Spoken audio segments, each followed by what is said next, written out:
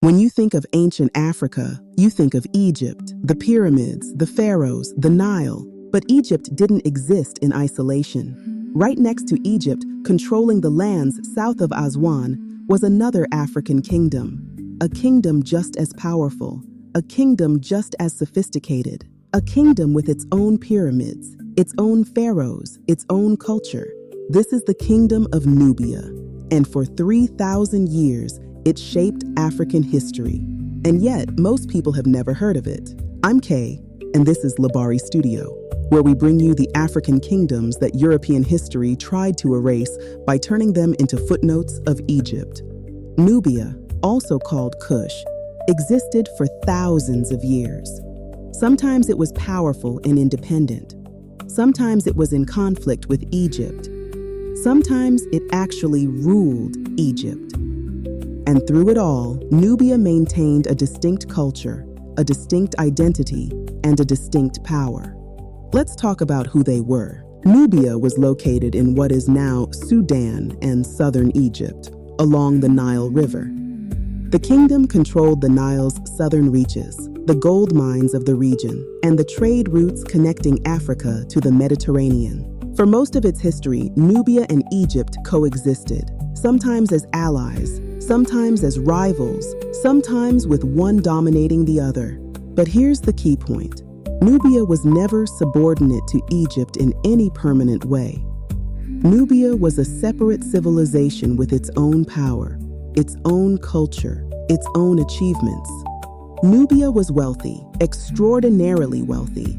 The region sat on the richest gold deposits in Africa. Egypt needed Nubian gold. The Mediterranean world needed Nubian gold. This made Nubia economically indispensable. Nubia also controlled other precious resources: ivory, incense, ebony, and luxury goods that were traded throughout the ancient world. The Nubian kingdom grew wealthy from these resources, and with wealth came power. At its height, Nubia was a military power. It had a professional army. It had skilled archers. Nubian archers were famous throughout the ancient world. It had a sophisticated government with administrators, generals, and religious leaders. And most remarkably, sometimes Nubia ruled Egypt.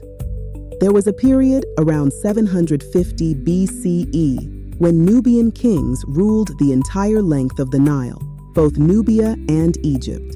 They were Nubian rulers sitting on the Egyptian throne. This was not a temporary conquest. This was an established dynasty. Nubian rulers controlled Egypt for nearly 100 years. Think about what that means. Egypt, the civilization we associate with African power and sophistication, was actually ruled by Nubia for a century. Nubia had its own written language, Meroitic script, a sophisticated writing system distinct from Egyptian hieroglyphics. Nubia built temples, not Egyptian temples, Nubian temples with Nubian architecture. Nubia built pyramids, different style than Egyptian pyramids, but pyramids nonetheless, monuments to power and achievement. Nubia had a complex religion with its own gods and goddesses, a distinct spiritual tradition. Nubia had skilled craftspeople, artists, and engineers. In every way that mattered, Nubia was a distinct, sophisticated civilization. Like all empires, Nubia's power eventually declined. The rise of the Aksumite Empire to the east shifted regional power. Trade routes changed, political circumstances altered. By around 350 CE, Nubia's power had diminished significantly. The kingdom fragmented. But like the Aksumite Empire, Nubian culture didn't disappear. Nubian people continued. Nubian traditions continued. The region continued to exist with a distinct identity. What disappeared was Nubian political power. Nubia stopped being a major regional force.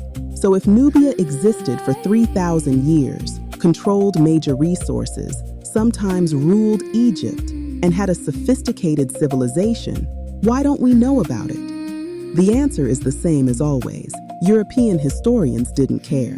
When Europeans wrote world history, they focused on Egypt. Egypt was famous, Egypt had the pyramids that everyone knew about.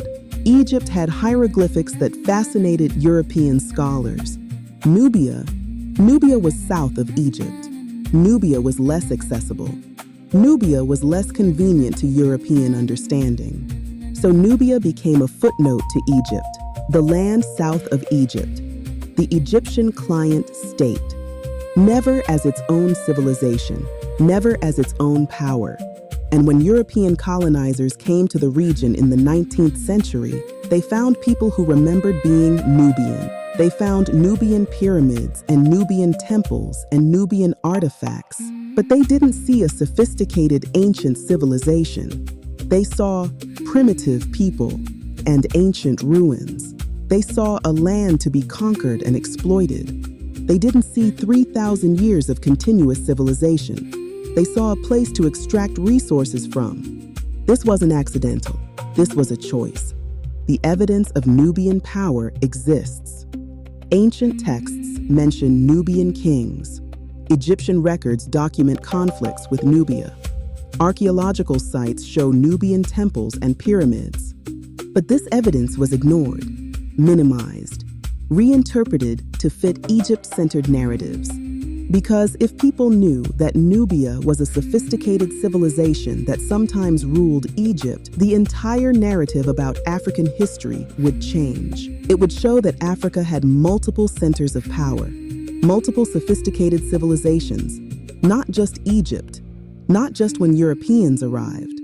Why does the erasure of Nubia matter? Because it teaches you that African history was only significant when one kingdom dominated, when one civilization was the undisputed center.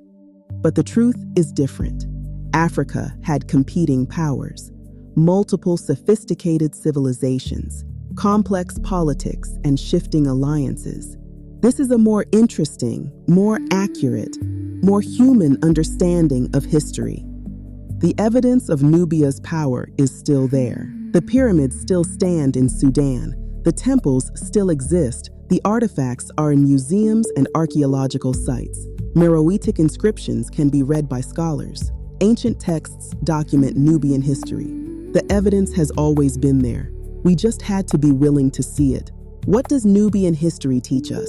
It teaches us that Africa wasn't passive, that African societies weren't waiting for outside civilizations to develop them. Nubia competed with Egypt. Nubia traded with the Mediterranean world. Nubia sometimes dominated. Sometimes it was dominated. This is the normal pattern of human history. Nubia also teaches us something else, that cultural identity can survive political decline. Even after Nubia stopped being a major regional power, Nubian culture persisted.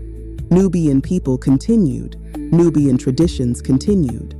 Sudan today is heir to Nubian history. The pyramids at Meroe are Nubian. The traditions and culture that continue in the region have roots in Nubian civilization. Reclaiming Nubian history means understanding that Africa had not one center of power, but many. Egypt was important, yes. But so was Nubia. So was Aksumite. So was Sheba. So was Mali. Africa wasn't a footnote to world history. Africa was the world, and it had multiple sophisticated civilizations, each shaping their region and sometimes beyond. Understanding Nubia means understanding that African history is complex. It's not a simple story of one kingdom. It's the story of many kingdoms, many peoples, many civilizations, and that's a story worth telling. Thank you for watching. If you found this story compelling, please subscribe. New episodes drop 3 times a week. Stories about African kingdoms and civilizations that shaped the world. In our next episode, we explore the Queen of Sheba, a woman who ruled gold and controlled trade routes, and whose power was so significant that history turned her into a legend to make sense of it. Thanks again for watching. See you in the next episode.